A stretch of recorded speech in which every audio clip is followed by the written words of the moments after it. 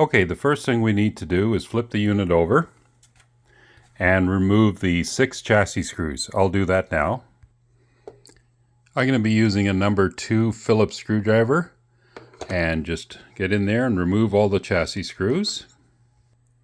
Once the chassis screws are removed, flip the unit over and the screws will all fall out, as we can see there. Just put them aside and I'll get them out of the way here. Okay, there are the chassis screws. Then you want to gently lift the lid off, and it is attached inside with a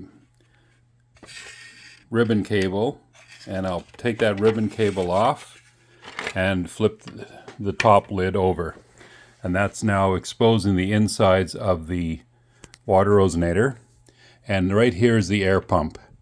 We need to remove the red and black wire and also pull out the silicone tubing that connects to the ozone chamber.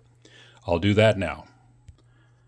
Okay, I just removed the silicone tubing, and we just grab the pump leads and gently pull them out, and the pump gets removed. And right underneath there's a small black charcoal filter. Make sure that stays into place. And then now we'll get the new pump, and the new pump will seat itself in there. You have to turn it sideways until it clicks into place, and there it is there. It clicks into place.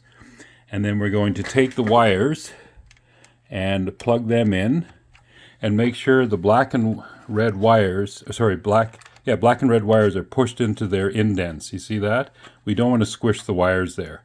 And now I'm going to put the silicone tubing back on the end of the pump. I'll do that now. And there's the silicone tubing back on the air pump. Now, before we put everything together, we want to make sure all the wires are in their little indents, especially the red wire here, and the green wire is in there. This is the ozone tube. That should be nicely seated in. And this is the power jack. We want to make sure that is properly connected and seated in. And then we're going to take the top panel and take the ribbon connector and plug it back into the ribbon connector 4-post connector here. I'll do that now. You can see that I've connected the ribbon cable into its place, and then I'm going to put the lid back on and gently seat it into place like that. Then I'm going to flip it over while holding everything together, and then replace 6 chassis screws, and we'll be done, and we can turn it on and test it. Okay, I've got all the chassis screws connected, and look at the seams. The seams across the unit are nice and clean.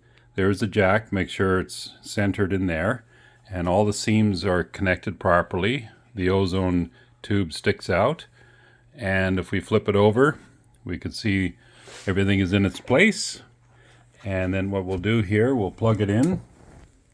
We'll take our power jack, plug it into the back of the unit, and then we'll turn the unit on by pushing the button. And you can hear it running, and we're making ozone, and everything's good to go. And we hold it down and turn it off. And let me know if that works for you.